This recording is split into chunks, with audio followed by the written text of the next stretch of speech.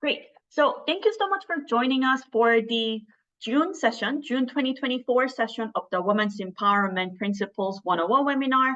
My name is Miwa Park, and I am the WEPs coordinator at WEPs Global Secretariat at UN Women. I hope today's webinar will be a chance for those who haven't signed on to the WEPs yet to learn about the 7 principles, what we offer, our tools, and some inspiration to sign on to the WEPs through hearing from our signatories. So let's take a look at today's agenda. Firstly, I'll introduce the team very briefly behind the scene, and then we'll hear from opening remarks from NFL, Global Head of the WEPs Secretariat at UN Women. After her remarks, we will learn about the 7 principles of the WEPs journey, tools, and how to become a signatory, including who's eligible and who's ineligible. And after this backdrop, we will then hear from 2 WEPs signatories, Watch and Jewellery Initiative 2030 and Monica Vinader, to share their WEPs journey with Q&A session at the end.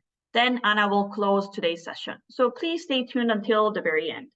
So before I go ahead and introduce my colleagues, I'd like to let you know that we'd love to hear from you. So throughout the webinar, please feel free to write your questions to the panelists in the Q&A function at the bottom of the screen. It's really important that you use the Q&A function and not the chat function so that we can easily pick up your questions. If you'd like to communicate with other participants as you're doing right now, please use the chat function. Your questions will be answered during the Q&A session or through the chat, or through the Q&A function has a chat function as well throughout the webinar. So please note that this webinar is being recorded and later will be uploaded to weps.org website and will be publicly available. So let me introduce you to the WEPs team. The WEPs Secretariat sits under UN Women, and UN Women is leading the WEPs work right now. And we have Anna Falt, the Global Head of WEPs Secretariat, and myself. And from UN Global Compact, we have Margarita Panagopoulos, a Manager for Gender Equality. So then to get us started, I'm going to invite Anna to deliver opening remarks. Anna, over to you. Thank you so much, Miwa, and welcome everyone to today's WEPs 101 session. We hold these sessions for new companies that are curious about the WEPs and want to learn more about these principles. But also we know that many of you are joining from existing signatory companies because you want to learn more and how you can drive change within your company. And I've seen that there is also another category of people that from civil society, unfortunately, are not eligible. But we love your support in driving uptake of the women's empowerment principles. So these principles, you'll hear the details of them. There are 7 principles, and they span the workplace, marketplace, and community. And I just wanted to make a few points before you hear the details from the colleagues today. It requires, first of all, it's a journey. It's not something you can tick a box and say, I've done it. It is a whole of organization priority, or it needs to be. So it's not about finding where are the low-hanging fruits, how can I tick a box, or to try to find a one-size-fits-all. It requires you to work in addressing systemic issues, such as social and gender norms. And that's why it requires a long-term vision and approach. So for those who are not yet WEP signatories, we ask you to make sure that before you sign, that you have consulted with all your stakeholders, because that would really help you in the long term to make this a long-term initiative to drive gender equality and women's empowerment in the workplace, marketplace, and community. And we know that for companies that do that, companies become more sustainable, more resilient, and there are a lot of research that also shows more efficient, more profitable, etc. And if you're interested, we can share some of that research that exists across the world. But the important is that there is internal consultations, but also external consultation with key stakeholders to understand what the needs are, how the approach could be more effective. And we have seen for those that have taken a kind of a top approach, that haven't gone through those consultations, sometimes have failed because they haven't really inquired on what would work in my company. Because every company is unique and requires its own approach. And what is important is also, we talk about women's empowerment principles, and yes, it is to help advance women so that we can achieve gender equality, but that also requires the involvement of men. We encourage you to work side by side by men, to make sure that their voice is also heard, their concerns, because otherwise there might be challenging down the road that they haven't been heard and haven't been included in the journey. And also because in most companies in the world today, they are the CEO, they are the executive, part of the executive team. So it's important to also make them your champions within the company. It also requires a whole value chain approach. And that's why we talk about workplace, marketplace, and community, because you need to be able to have a substantive contribution to gender equality. You need to take your action to scale. And the way to take it to scale is by taking a supply chain approach, collaborating with suppliers, vendors, other business partners, and look at it as a whole value chain, and not only as a workplace priority. Workplace is important, but as I said, it's a journey. You can start in the workplace, but it needs to go and touch the other parts that your company is impacting. Finally, my final point, it requires strong, courageous, and curious leaders to make this happen. Accountability is key, and to hold people to account, you need to be curious, you need to be courageous, and you need to understand what's going on in the company. So I hope I haven't scared you off, but it's a long-term journey. What we've heard, research shows that it may take up to 300 years, and we are committed to make sure that we can cut that in a much shorter lifespan. We all want to see gender equality in our generation.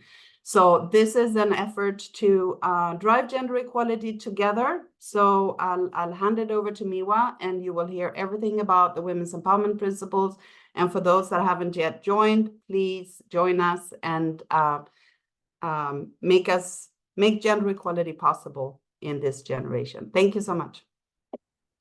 Perfect. Thank you so much, Anna. And now I'll hand over the stage to Margarita to walk us through the 7 principles of the WEPs. So Margarita, over to you. Yeah, thank you, Miwa. Thanks so much. So as Miwa mentioned before, I'm Margarita Panagopoulos. I'm on the gender team at the UN Global Compact. A little bit of background about the Women's Empowerment Principles. They were launched over a decade ago by the UN Global Compact and UN Women to provide guidance to business on how to empower women in the workplace, marketplace, and community, as Anna mentioned. They are grounded in the recognition that businesses have a stake in and a responsibility for gender equality and women's empowerment. More practically, there are a set of 7 principles that encourage companies to look across their business, understand their responsibilities, and seize opportunities for positive impact. The WEPs are more of a holistic framework. They're meant to act as a roadmap in a company's journey towards gender equality. And they cover topics like women in leadership, flexible work, child or dependent care, equal pay for work of equal value, gender-responsive supply chain practices, and zero tolerance against sexual harassment in the workplace. When the WEPs were established, there were only 39 signatories. Today, there are over 9,600 leaders who have signed the CEO Statement of Support for the WEPs and counting. This clearly shows that companies everywhere now acknowledge the value of actively supporting women throughout business operations, and that business really does have a fundamental role to play to advance gender equality and social sustainability. As mentioned, the principles are holistic and are meant to be enacted all together in no particular order or prioritization. More information on all the 7 principles, including suggested actions and resources, can be found on the WEPs website, weps.org. Now let us deep dive into each one of the 7 principles themselves. So the first principle is on establishing high-level corporate leadership for gender equality. Corporate leadership is an integral part of making gender equality and women's empowerment a top strategic priority. It publicly signals the CEOs and the executive team's goals and targets for implementing the WEPs and how the 7 principles will become part of the corporate sustainability strategy, day-to-day operations, and organizational culture. Setting the tone from the top is critical to driving action throughout the organization, and by signing the CEO's statement of support to the WEPs, business leaders send an important message to employees, customers, investors, business partners, and other stakeholders that advancing gender equality is a company priority with top-level support. They also communicate that gender equality is not just a women's issue. Rather, it's a smart business strategy that will strengthen the organization and benefit everyone. Moving on to principle 2 of the WEPs is to treat all women and men fairly at work without discrimination.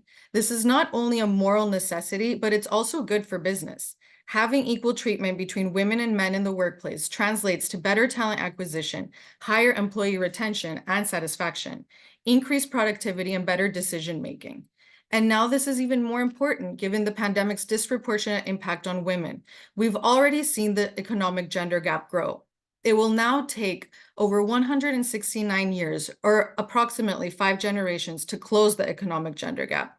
But we've also seen with COVID that fair treatment extends beyond equal pay and includes a variety of other aspects related to work, including flexible working arrangements, inclusive workplace culture, and gender-sensitive recruitment and retention policies, amongst other things. Moving to principle 3 of the WEPs, this focuses on employee health, well-being, and safety, physical, emotional, and mental well-being included. Of course, it is important to make sure there's no sexual harassment or violence in a company, as this can not only be devastating to employees' overall well-being, but can also result in high costs to women in terms of lost earnings, missed promotions, and less productivity and courage at work. Policies in line with Principle 3 include safety measures against potential physical risks, such as harmful chemicals and materials, as well as preventing all forms of violence and sexual harassment at work, and ensuring all employees equal access to health insurance. The next principle is Principle 4, and this covers education and training for career advancement. It's important that companies have trainings for all employees, not just human resources or the sustainability departments, about how the company is advancing gender equality to better align everyone around shared values and help ensure compliance with company policies and practices. It's also important to have networking and mentoring programs for women employees, especially in traditionally male-dominated fields. And actually, we have a platform for WEP signatories called WEPs Learn, and this includes personal development modules that can be used by women to advance their professional skills. But my colleague Miwa can speak to this and other resources about the specific principles soon. Principle 5 moves the focus from workplace to the marketplace, focusing on enterprise development, supply chain, and marketing practices. This principle is really supposed to focus on the company's reach beyond its own office and its own employees by focusing on its interactions with customers, suppliers, and other businesses. So, for example, suggested actions within Principle 5 include removing harmful gender-based stereotypes in all media and advertising, implementing gender-responsive procurement practices, helping women overcome barriers in accessing financial services, and much more. Principle 6 then moves us to the community focus of the principles themselves by empowering women through community initiatives and advocacy. It's really important to realize that a business's reach extends beyond just its business practices. Employees are living in a community, and company policies and practices affect employees and their families outside of the workplace and extending beyond business practices. So this principle encourages companies to advance gender equality by leading by example amongst businesses, working with community stakeholders and officials, and using philanthropy and grants programs to support community initiatives. Finally, the last principle is Principle 7, and this focuses on measuring and reporting. A common theme we see in our work with companies on advancing gender equality is the commitment being in place, but lacking the actions needed to make impact on this commitment. Principle 7 encourages companies to measure progress on these commitments, and public reporting holds companies accountable in making lasting progress. It also highlights the importance of collecting sex disaggregated data to provide a better understanding of how women are differently impacted across the workplace. I'll now pass the floor to my colleague Miwa for more information on the WEPs journey and the various resources available to WEPs signatories. Perfect. Thank you so much, Margarita. Now I'll take over the stage to go over the rest of the presentation. So signing on to the WEPs is embarking on a journey to advance gender equality and women's empowerment in the company's workplace, marketplace, and community, as Anna was saying. Being a WEPs signatory does not end at the signing stage. We call this the WEPs journey. Once a company has signed up and gets approved, a company is expected to make continuous efforts into activating, engaging WEPs commitment into tangible actions, and then to sustain by collecting data and monitoring progress, and finally report on their progress. This may sound like a challenging and difficult journey, and that's why we are here to help you. So we offer over 200 tools and resources that can help your WEPs journey. So we have various case studies, templates, thematic guides, learning modules that Margarita was mentioning, and more that helps you to be one step closer to your gender equality goal. All these tools are available for free at www.weps.org. So we suggest visiting our website. And here are some WEPs tools that could be used throughout the WEPs journey. So we've created some, let's call this sample Kickstarter, if you want to call it that, to kick off with your first steps of the gender equality and women's empowerment journey. So you can start by assessing your company's current situation when it comes to gender equality and women's empowerment using the WEPs gender gap analysis tool. Then you can create your gender action plan. You can use other WEPs tools to guide you and check if you're on the right track to advance gender equality and women's empowerment in your workplace, marketplace, and community. So let me go over to the details of some of the tools I just mentioned. So the first one is WEPs gender gap analysis tool. So this tool is consisted of 18 different multiple choice questions that covers from commitment to gender equality strategy, equal pay, recruitment, supporting parents and caregivers, women's health, inclusive sourcing, and advocacy for gender equality in community of operation. So basically from workplace, marketplace to community. And you can use this tool to assess the company's strategic approach to gender equality, identify gaps and opportunities for continuous improvement, and learn about the best practices on gender equality globally. More importantly, with the result, you can set concrete goals and targets and measure your progress over time. So upon finishing your analysis, you'll be assigned to different levels depending on the score that you got, from beginner, improver, achiever, leader. So this is the self-assessment tool, and this is the result is only shared within your company, so you don't need to worry that, oh, I'm a beginner, I'm afraid that other ones may find out. No one will find out, don't worry. Next, we provide a module to support companies with creating gender action plan. This is called the Gender Action Plan module. It's included in the WEPs Learn platform. So basically, this module provides a roadmap for the process of developing a gender equality and women's empowerment action plan. So in combination with the gap analysis tool, this module can help the company embed gender equality into its business model, contains a succinct compilation of goals, indicators, and targets. We provide a gender action plan module for those who are interested in creating one. This could be also used to verify to see if your current action plan is not missing or it's on the right track.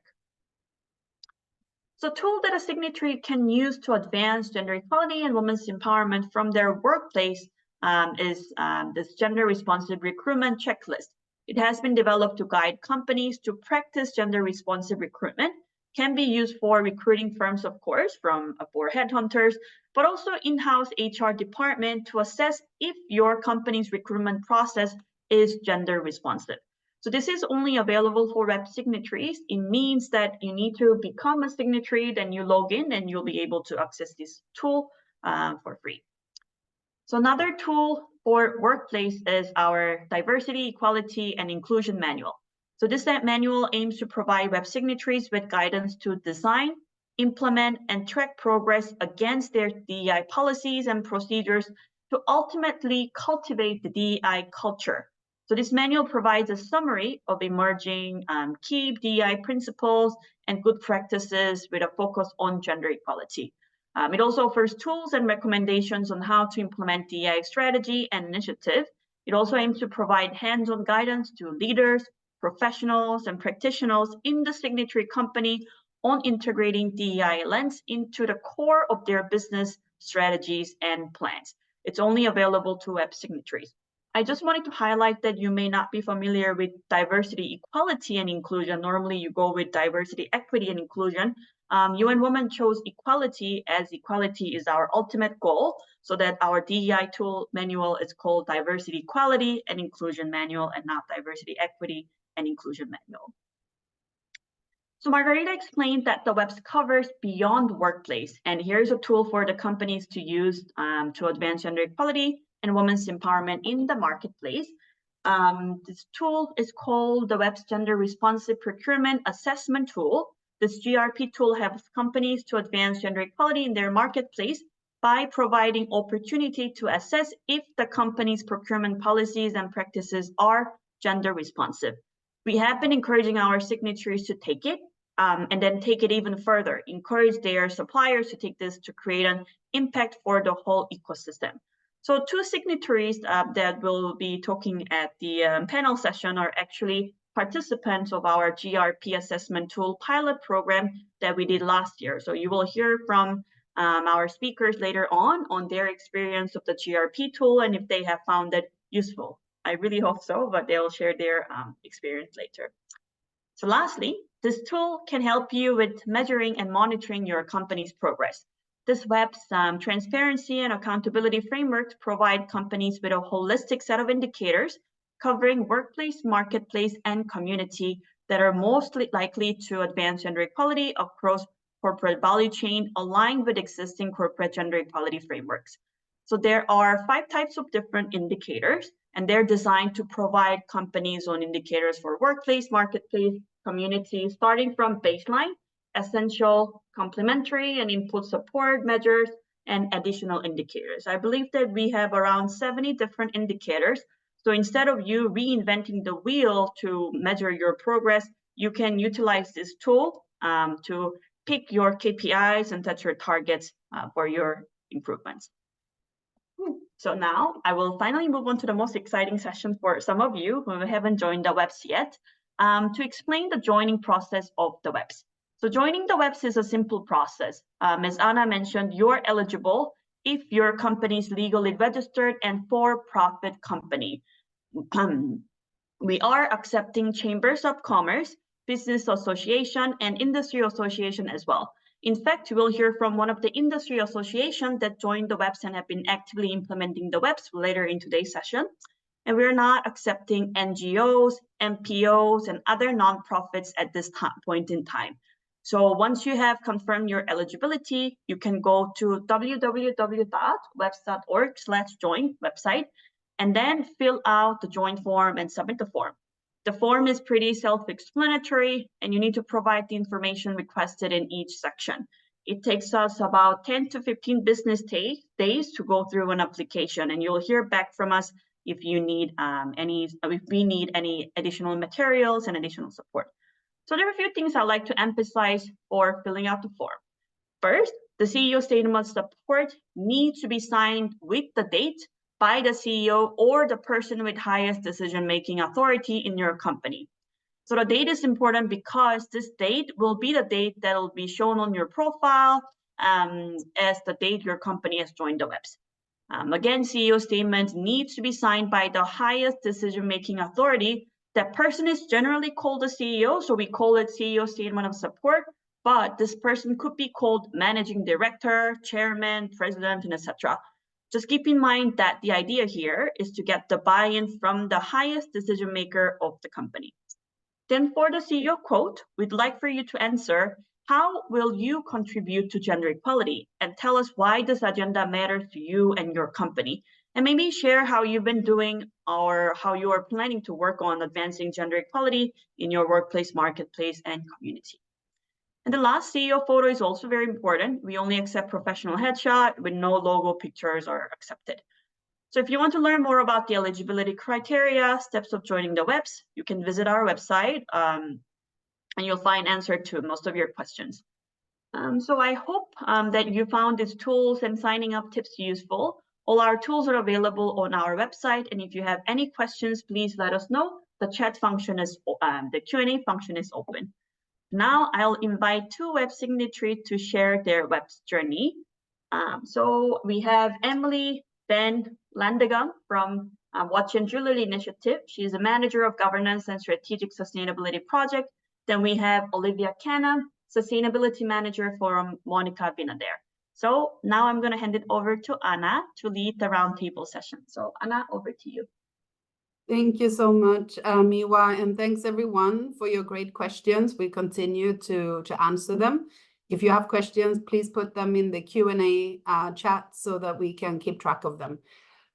So welcome, Emily and Olivia, to this part of the session. I'd like to first ask each of you to briefly introduce yourself and the company or organization that you represent. So Emily, do you want to start? Yes, of course. Thank you, Anna, and thank you for having me on today's session. I'll try to be brief. Like Miwa said, I'm Emily. I work at the Watch and Jewellery Initiative 2030. My role is a bit cross-cutting, so I focus mainly on governance and compliance, but I also support our head of sustainability projects with our sustainability work streams under the topics of climate, nature, and human rights. The Watch and Jewellery Initiative itself is actually a non-for-profit membership-based association that was incorporated in Switzerland only 2 years ago. So we're quite a new initiative, but we were in fact co-created by Cartier and the Caring Group, two competitors who came together and said, okay, if we really want to start making change, if we really want to have a positive impact on the ground, if we really want to accelerate action towards 2030, we need to actually start working together on this topic. So they came together and founded the initiative.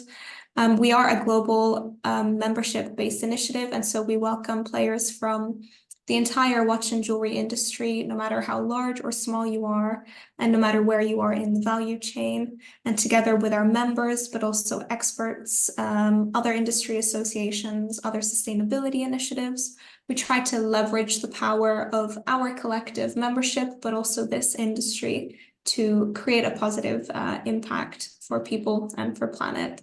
So that is the Watch and Jewellery Initiative in a nutshell, and I'll hand over to Olivia. Thank you, Emily. And yeah, to echo your words, thank you, Anna and Miwa, for having us. And it's amazing to be here to talk about this topic today. So as mentioned, I'm Olivia and I'm the Sustainability Manager at Monica Vinader. So for those of you who don't know, we're a demi-fine affordable luxury jewelry brand founded in 2008 by Monica and her sister Gabby, who still run the company today. So women's empowerment, as you can already imagine, is at the heart of our business. We're basically all about jewelry that makes you feel good, but we are trying to become the most responsible version of ourselves. And that's exactly where my role comes in. So I've been leading our sustainability strategy for the last 3 years across people, planet, and of course governance as well, and mainly working on traceability and transparency within our supply chain, obviously back to raw materials. We use a lot of precious gemstones and diamonds, all the way to our biodiversity work and trying to reduce our impact on the environment, and also the people that are in our supply chain and in our communities. So doing a lot of work on human rights. So I will hand back to Thank you so much, Emily and Olivia. And I think this is what I meant in my opening remarks, taking a whole value chain approach. It's not just working on your own, but the whole value chain, supply chain around you to bring everyone along with you. So I think that was one of the key reasons why we invited you today to talk a little bit about this the whole of value chain approach. But if you could tell us briefly, I have 3 questions for you each. What motivated you to sign the Women's Empowerment Principles? Why do you think it's important to be a web signatory? And what value add have you experienced since you joined the Women's Empowerment Principles? And I think I will start with Olivia this time and then Emily. Thank you.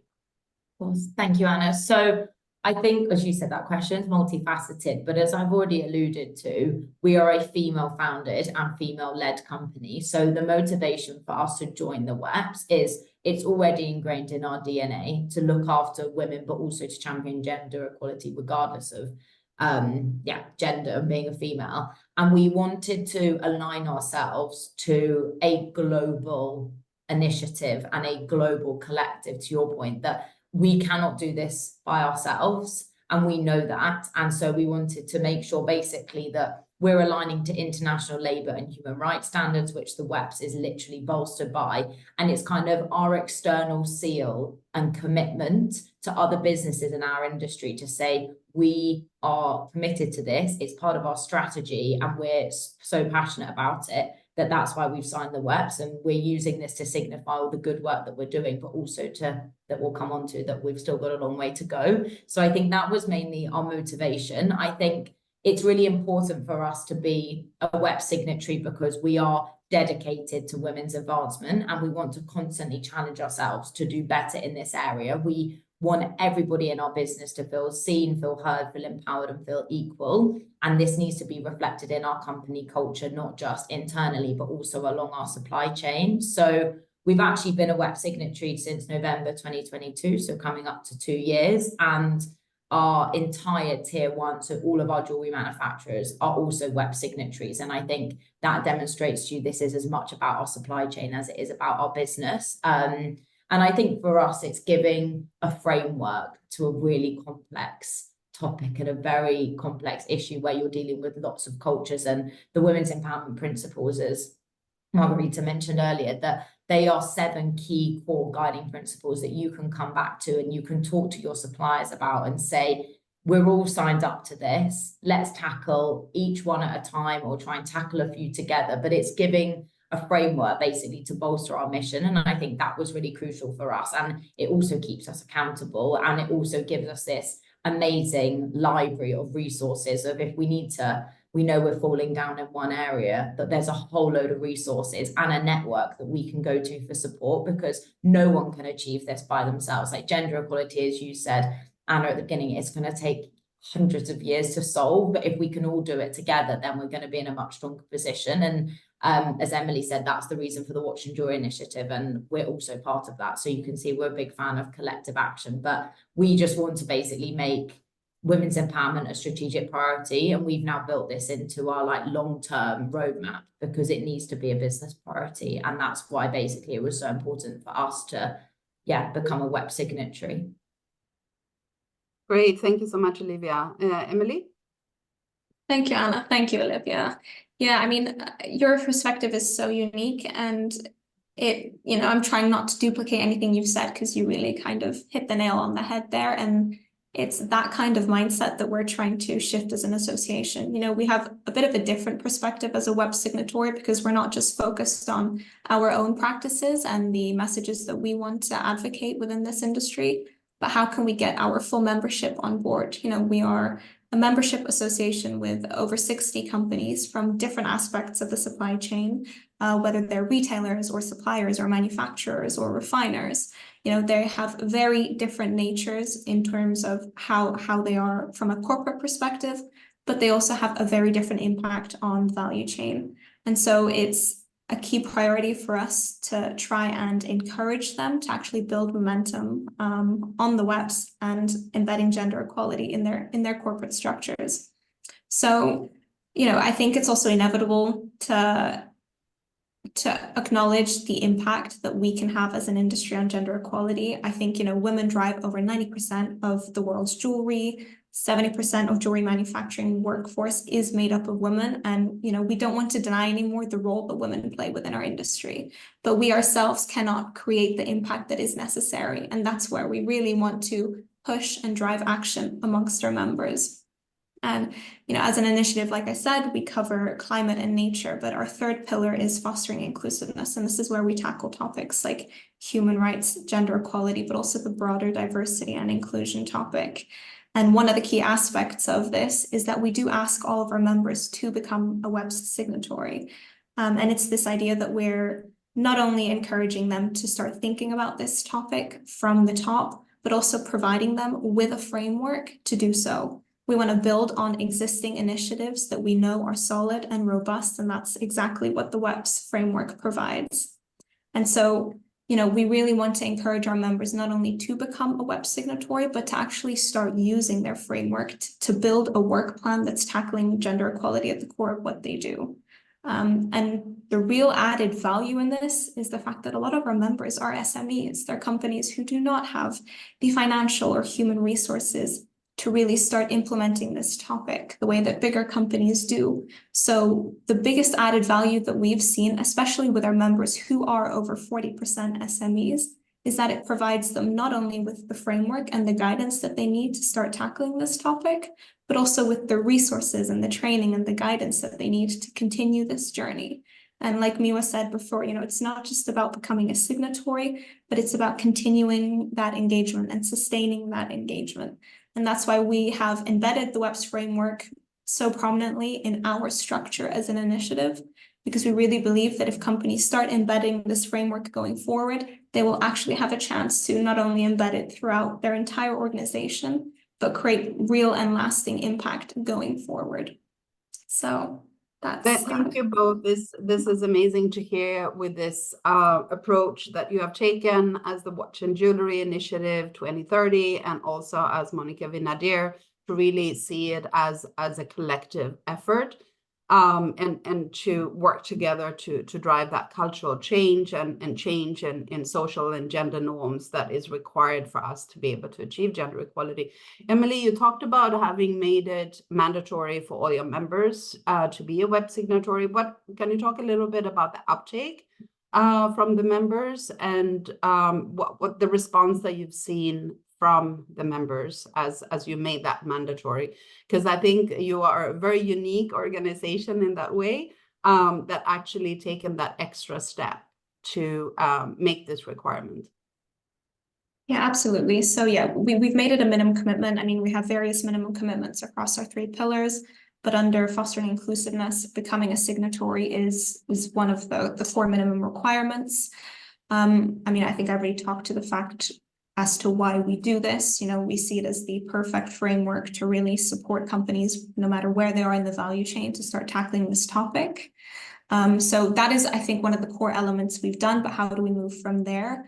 Again, one of the key things we do is focus on education. So we've hosted a lot of different webinars and training sessions on this topic to not only support the companies who've just become WEP signatories, but also to encourage those that haven't. So, and here we're dealing with an audience of not just private sector companies like Monica Vinader or brands or suppliers, but also other industry associations. We're very often in contact with other associations who have very similar structures as us. And so encouraging them to kind of adopt this same approach where they're promoting and pushing this framework within their networks is something that we feel very, very strong about. Then parallel to that, we'd love to do pilots and working groups. And this is an opportunity for us to really deep dive a bit more into a specific topic. So we've done a pilot last year with the WEPs team on gender responsive procurement, as they mentioned. What we also do in parallel to that, and this is a topic very close to our executive director's heart, is artisanal and small scale mining. ASM is 40 to 50% of the workforce within our industry in Africa, and women make up a very large portion of the ASM workforce. So how can we deep dive into this topic, raise awareness on this topic, but also provide avenues and ways for organizations and companies within this industry to support women in those sectors?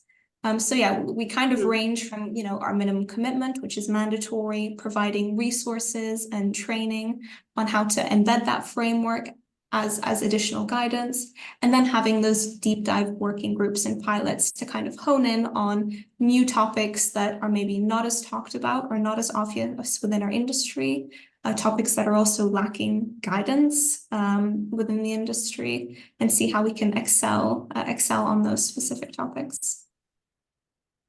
Great, thank you, Emily. So Olivia, we've talked about WEPs being a journey. Can you talk a little bit about where you are on the journey and how, since you joined, a little bit what you've been doing? Yeah, of course. So to kind of follow on from Emily's point, we are obviously WEP signatories, and we've done one of the pilots in collaboration with the UN WEPs and the Watch and Jewellery Initiative, which was all surrounding gender responsive procurement. So for us, that's an area where we are probably still in our infancy. I think if you look at our overall business internally, we're doing a lot in terms of senior leadership, getting the right, representation at that level. Like 5 out of our 8 executive leadership team are female, 75% of our directors are women. So in terms of female empowerment, internally, we're doing really well. We've got some amazing policies around maternity leave, shared parental leave, adoption, fertility treatment, baby loss. So there's a lot we're doing internally. But for us, an area of improvement is definitely procurement. I think it is always hard in the supply chain. Obviously, we've actually worked with a lot of our suppliers since the beginning of the company, and it's how we can bring them along this journey and improve their gender equality in cultures where gender norms are very different and expectations of men and women are also very different, and being culturally sensitive to that is a huge part of what we do. But we basically want to advance who we work with in terms of like women-owned businesses and minority-owned businesses. And I know I'm going to come on to a major milestone that we've reached in that a little bit later in the session. But I think that's an area for focus for us. And that really came out of the pilot of us thinking we're doing quite a lot of really good work in the gender equality and female empowerment space. We're actually thinking procurement is an area where we don't actually have that much focus at the moment as a business. So I think that was amazing just to highlight that area for improvement for us. And I think that it's then about educating, to Emily's point, our supply chain and actually our procurement teams of when we are engaging with a new supplier, what are the checks and balances that we're looking for? If we were pitching for a new service, are we going to women-owned or minority-owned businesses first? And it's about changing that mindset. So that's definitely something that the WEPs has helped us highlight and start to address, which has been, really incredible. And I think the other area of focus for us, which the WEPs has really honed in on, is about annual commitments and targets and KPIs, because it's all very well kind of having these projects, but you want to monitor progress. And we are a private equity backed company, so our board expects progress against our goals anyway. And obviously this includes diversity, equality and inclusion. And I think something that again was highlighted in the pilot and from when we've looked at the principles is we've got that senior leadership buy-in, but how are we constantly pushing ourselves and evolving ourselves to be better and achieve what we want to achieve in the next 5 years? What are those incremental steps to help us get there? And I think basically giving us more of a structure has been, definitely something that the WEPs has really helped us advance on. And as I said earlier, we've just built out our kind of 3-year roadmap for the next 3 years. And gender equality and women's empowerment plays a huge part in that. And I don't necessarily know if you'd asked me a year ago whether it would have had the same structural focus, because I think that's what the WEPs has given us. So I would say we're still fairly early on in our WEPs journey. I think there's some amazing things that we can definitely celebrate, but I think procurement for us is something that it's always challenging in your supply chain, especially if you have long-standing partners and they're based in different countries. But that's definitely an area of focus for us for the next few years. Thank you, Olivia. Maybe Emily, since we've been mentioning the pilot a few times, maybe a little bit more details on what this pilot is about, or any other information that you want to give about gender responsive procurement. Yeah, of course. So maybe just to give the audience a bit of context, I think it was just over a year ago that the WEPs had developed this gender responsive procurement assessment tool. And, we had this idea, let's test this tool in an industry specific context. So together with 9 of our member companies, we had them take the tool, we had them review where they are on the topic of gender responsive procurement, from, beginners to intermediate to advanced or leader. And it was a very interesting pilot in the sense that, the companies that were partaking were not necessarily all smaller companies. Some of them were extremely large and quite advanced on a lot of topics. So it was very interesting to see the different levels in which the member companies were at. And I think it was quite clear that although a lot of the companies had a good understanding of gender equality, GRP was a very new area of work for most of them. And the reality was that a lot of the companies lacked systematic tracking of gender responsive procurement spend, and it was just not something that they were looking at. So even though a lot of the companies had really good gender equality policies in place, gender responsive procurement specifically was not something that they tackled individually or separately. And it's something that, although they were interested in looking at and understanding better, it was a very new topic for many. Another thing that we noticed was that a lot of them didn't have a standalone gender responsive procurement policy or strategy. So like I said, this was quite interesting for us to see, because we had a wide range of different types of companies, from advanced to start of the journey, who were part of this pilot, and they were all very much at the beginning of their journey when it comes to gender responsive procurement.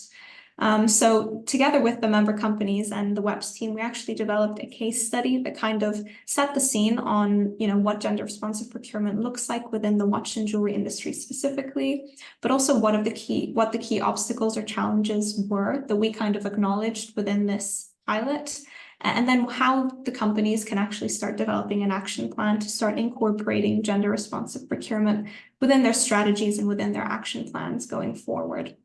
And so, yeah, it was a very interesting pilot project for us. We really deep dived into one specific topic, and it's something that we actually want to continue with now. So a lot of our member companies have come back to us saying, this was extremely insightful for us, but what is the next step? This is something that we want to start working on more. So what can we actually do to implement the necessary to be more advanced on gender responsive procurement, but also how can we start engaging more with our suppliers on this topic? So, I think it just goes to say that, whether you're an SME or a large enterprise, whether you're at the start of your journey or quite advanced in your gender equality journey, this topic specifically is one that can definitely use a lot more attention. But yeah, I'd love to hear Olivia's thoughts, because as someone who participated in the pilot, it would be very interesting to hear her perspective. Yeah, Olivia, over to you to reflect a little bit on the pilot, but also what you've done since. Yeah, definitely. I think you're right, Emily. I think we noticed something. It was all to do with structure, and that we didn't have policies, and it wasn't built into frameworks when we're looking at procurement. And although, as I said, gender equality is literally embedded within our sustainability and the entire values of the company, it wasn't actually called out as a specific, if you are approaching a partner, do we look at, as I said, women-owned businesses? Do we look at minority-owned businesses? If we are changing suppliers, what conditions do we have? What do we look at in terms of their social sustainability standards? And I think it gave us almost a bit of a wake-up call, but in a really good way, of that you can think you're doing a lot of women's empowerment and gender equality, but you need to have the structure and the policies and the frameworks behind it. And also, this cannot just be a kind of sustainability or human rights or people and culture-led initiative.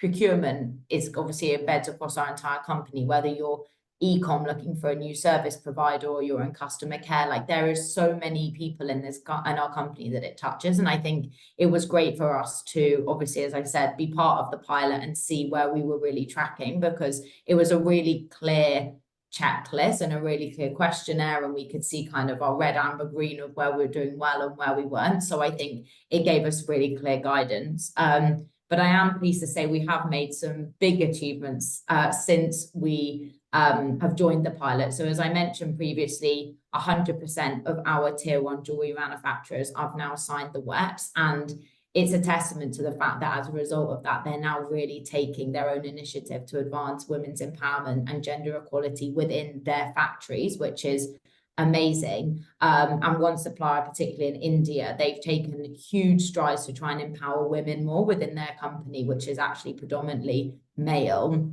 in terms of the workforce. And now the team that we work with, we have a completely female production team outside India within one of their factories, and also all of our gemstone polishing team within that factory are also women, and they've been trained up, and they're an all-female team. And now is not the best time, but I have some amazing pictures of them all smiling now, working and all fully trained up, which again is just a testament to our suppliers actually leading that project. That was nothing to do with us. They just said, we want to try and build women up in India. And obviously there's some gender norms there about women being in the home. And they were like, we want to change the face of that. And that started with senior leadership buy-in, which again is obviously something that we've touched on as being really important.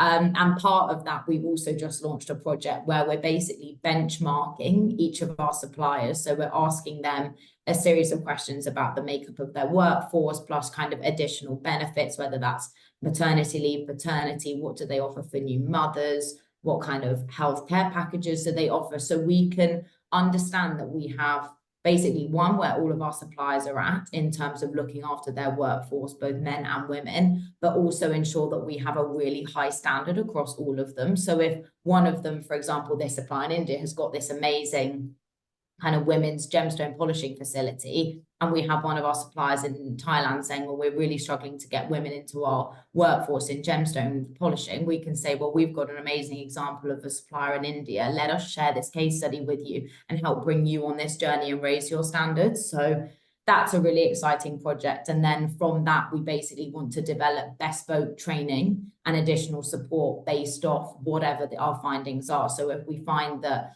one of the training, they want some female leadership program, we will run a training program with them on that. If they want something more around just support on developing policies or looking at their own gender responsive procurement, we want to support them there. So I think that's something that we're really excited about. And then the end goal is to then share their progress on our product passport, which basically is our transparency, blockchain encrypted technology on our website, where you can basically see where all of our products come from along the supply chain. But what we want to share there is their social goals and ambitions and how far they're tracking, so that our customers and the industry can see, oh, actually, these suppliers in India are doing an amazing job on gender, and this is what they're doing. And then our ones in Thailand are doing a really good job in gender as well, but there might be an area where we're saying, actually, we're working with them. And I think that transparency is really, really important for our industry as well.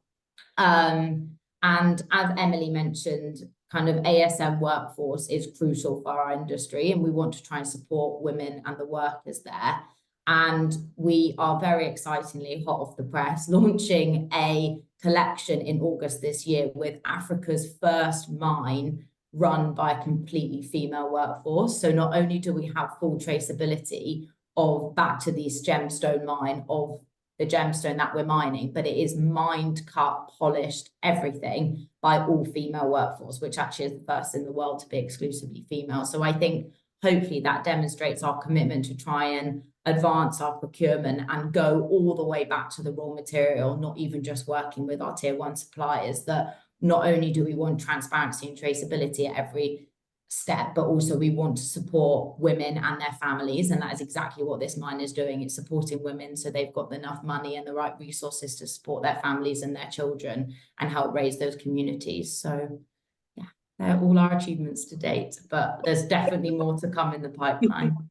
I was thinking first that I saw in front of me you throwing a stone in the lake and it's kind of having ripple effects. But as more I listen to you, I think you're throwing a lot of stones out there and have many ripple effects. So that's what this whole of value chain approach is about, is to foster transparency and accountability around you.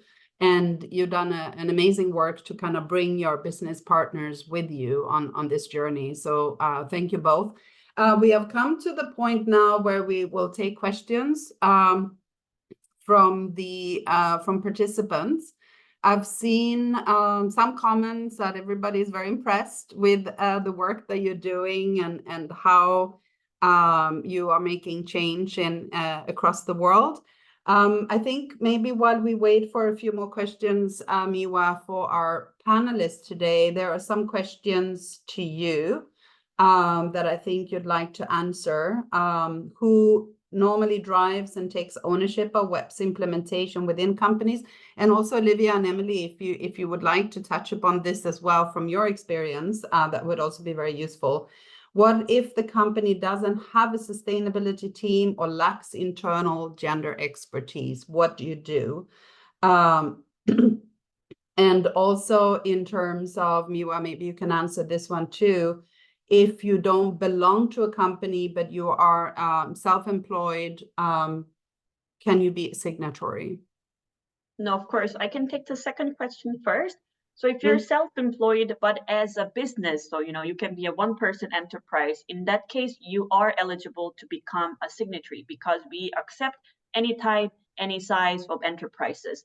If you are not formally registered, it may be a little tricky. However, our modules that we explained, the WEPs Learn module, that is actually open to the public, and you'll be able to access these modules to help you capacity building and etc. So you could do that. And on the first question, who normally drives and take ownership of the WEPs implementation within companies? I think it may be an interesting question to hear from Olivia. She kind of touched upon it, but normally it's sustainability team, normally it's HR division. But as we mentioned throughout this webinar, it's really important that you have the highest decision maker support and the buy-in so that it can become, center of your day-to-day business and core of your business strategy and etc. And if the company does not have a sustainability team, it really depends because the smaller the company is, they have sometimes multiple heads. But I believe there is some person who is doing something related to HR, something related to D&I, and that person can hold forth and start from there. If you are lacking internal gender expertise, that's why we are here at UN Women. You can always reach out for our guidance. We are always open. You can reach out to us at webs@unwomen.org, and we are happy to meet with you to answer any of the questions. But yeah, so if Olivia or Emily, if you'd like to join. Yeah, I thought because we have only 2 minutes left, if I have a final question for the both of you, so maybe you can incorporate your answer there. But there was also one question, if you have a subsidiary at the country level, are the tools accessible to them? And if you have the same email domain name, yes. If you don't, then the subsidiary need to sign on to the WEPs as well, or you can reach out to us and we can help you. But the final question is, and maybe building on the questions that we heard, Olivia, what would be your top recommendation for a company interested in signing and joining the WEPs? Yeah, I mean, I think, as you said, I can try and hopefully wrap this up. I think if you want to join, fundamentally, as Miwa said, you have to have senior leadership buy-in, because it doesn't matter if you had a whole sustainability team with loads of gender expertise, but if you're not going to get C-suite or executive leadership team buy-in, you're not going to make anything happen, because also obviously some of this stuff needs budget and sign off and things like that. So I think if you are interested in joining, firstly, just make sure that your senior leadership team is aligned. You might need to go with them with a pitch if it's not, apparently obvious as to why, gender equality is so important. Hopefully that's not the case, but if it is, pitch it. And I think I would just say join, because it doesn't cost any money. You get access to amazing free resources, and I think you definitely don't need to be an expert. I will be the first person to say I'm not an expert in this area, but the tools are really helpful. The guidance is amazing. And you also get, as I said, access to webinars like this where you can hear other people's thoughts and you might get ideas. So my top recommendation was get senior leadership buy-in, and then just join, and then join webinars and things. And honestly, I promise you'll figure it out, because we have, and we are continuing to. Thank you, Olivia. And we are happy to also support in that process if you need our help to get that senior management buy-in. Emily. I mean, I'll keep it simple just because I was going to speak to very much the same. I'm quite privileged in the sense that our executive director at the initiative is a pure driving force for gender equality. So I'm constantly working in an environment where the business case for gender equality is a no-brainer. So for us, it's just get started and get going, because it's such an obvious thing to be doing. But to tie on to what Olivia was saying, yes, just convince your leaders, start there, because if they're not convinced, then not only is it not going to work, but you're not going to drive the impact that you see. And maybe just on a final note, one common mistake that we see with a lot of companies is they try to move this topic into their HR department, which is the opposite of what we would recommend. This needs to be permeating throughout your entire organization in every department. And so see this as a holistic umbrella approach rather than a one department approach. And just get started, to be honest. There's no reason to wait. Just get started now. So Mhm. Thank you so much, Emily. And that makes total sense. That it needs to, somebody needs to lead it, but it is really a whole of organization effort, and it needs to be a priority across the organization. But we come to the end, so we would like to close here. We do have, I believe, a survey that we'd like you to take as you leave. But I would like to thank everyone, and I think participants have already expressed how much they appreciated your stories and what you've done as a web signatory. And basically just get started and just join. And we, as UN Women, we're here to support you and alongside UN Global Compact. So thanks, everyone. We look forward to seeing you in the next webinar. Thank you so much.